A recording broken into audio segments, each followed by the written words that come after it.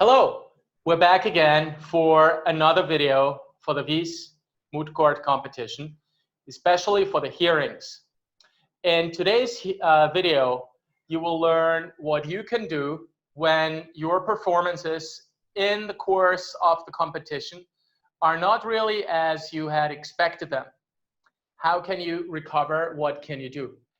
What I'll be telling you is a part of chapter 20 of the book, of which I'm the main author, Mooting to Win, How to Succeed in International Moot Court Competitions.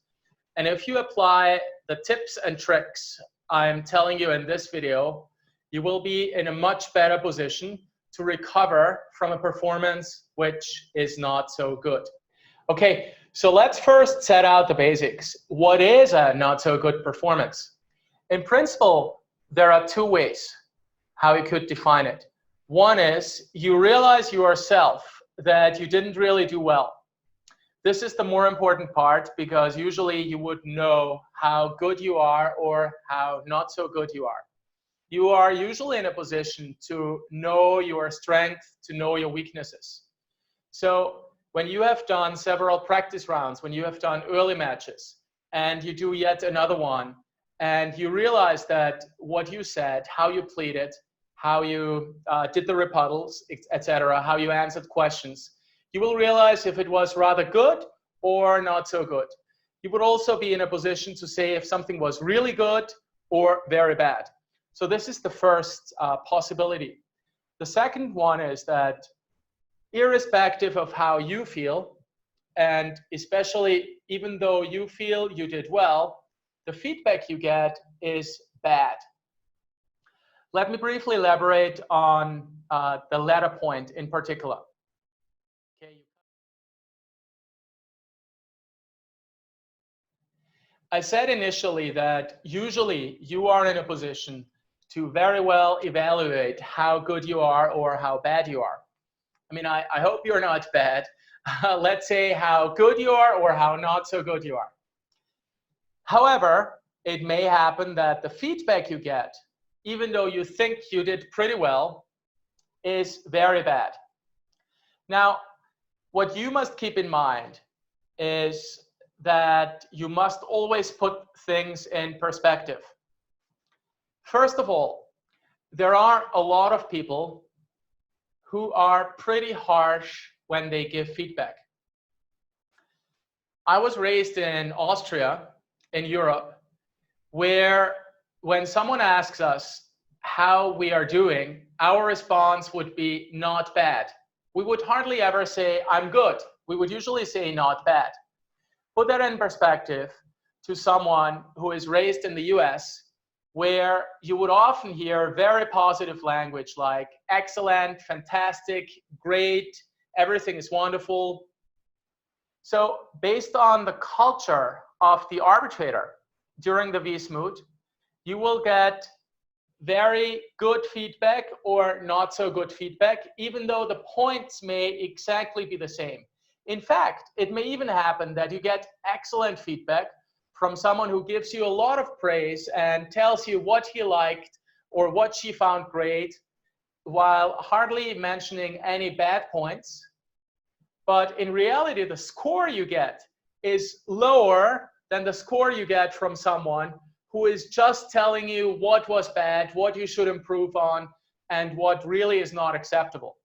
So keep that in mind when you receive the feedback from the judges, from the arbitrators. Second, keep in mind that every arbitrator during the Vis Moot and any other moot is different. When I was coaching a team of students, I told them to adapt the argument based on who the arbitrator is. When it was a law professor, I told them to emphasize much, much more on the legal arguments. And usually this went down very, very well. However, there was a situation once where we had a very senior professor who was not interested in legal arguments one bit.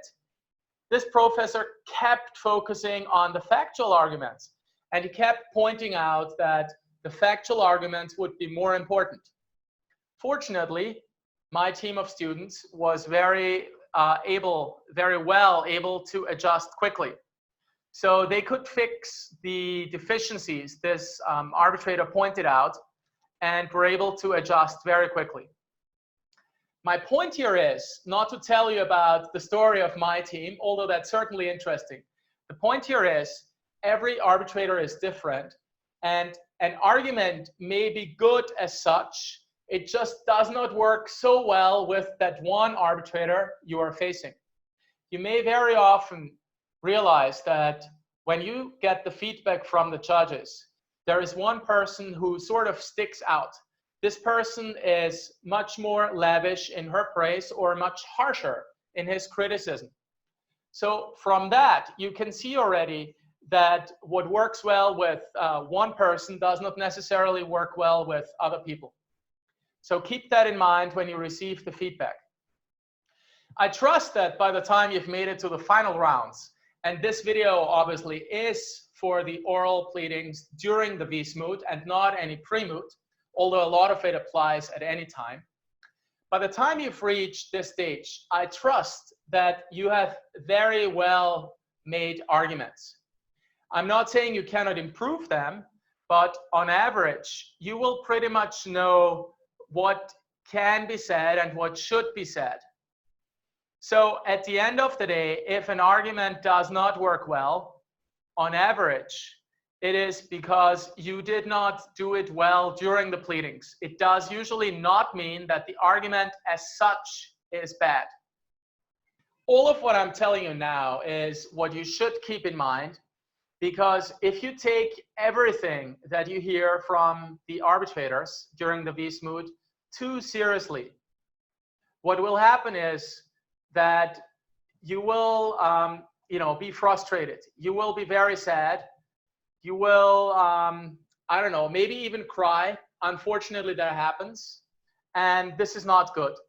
So my key message here is really trust in yourselves, trust in your arguments, and don't take the criticism too harshly.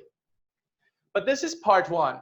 This is when you get very negative feedback from the arbitrators and you don't really understand why. The other part is you yourself know and understand that you did a bad job during the pleadings. This can be very, very discouraging in the middle of a competition because especially at the Vis Moot, in the early stages, in the group stage, one single bad performance can mean that you get knocked out. So what can you do? How can you recover? This is what this video is mainly about. First of all, there is excellent news for you. There is a quote we have in our book, Mooting to Win, by Dale Carnegie. And the quote is, and I read here, "Develop success from failures. Discouragement and failure are two of the surest stepping stones to success." So this should really be your starting point. Your starting point should not be, oh my God, I screwed this up. Oh my God, this is the end of the world. Oh my God, I'm really sad. Your starting point should be, it happened. What can I do now to make it good again? What can I do now? What can I improve to make sure it does not happen? What can I do so that I can move on? And this is exactly why Dale Carnegie, as we point out in the book Mooting to Win, said that failure is a stepping stone to success. I can tell you a personal story at this point from when I was coaching a team. This team were favorites to win the pre-moot of the Seoul FDI pre-moot a few years back. They were cruising through the group stages, literally destroying their opponents, and everything went perfectly. They had come second the year before for the overall pre-moot, and they had improved dramatically. So really, they were the favorites to win this pre-moot. What happened? In the quarterfinals, they came against a very, let's say, unusual team. And there were very unusual circumstances, like the arbitral tribunal giving a time extension of 12 minutes to the other side. Have you ever heard that before? 12 minutes? No.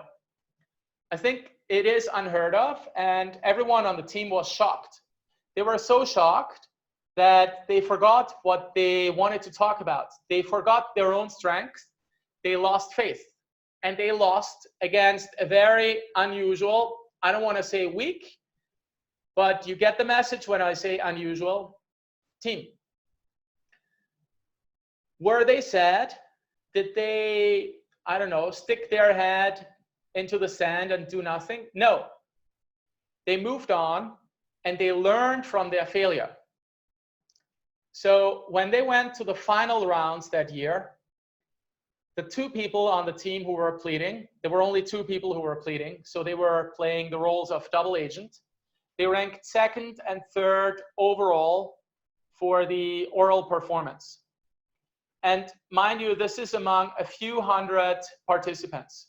So they did an excellent job. They did not let this one failure drag them down, make them feel bad. They decided instead that they would make the best out of it and move on.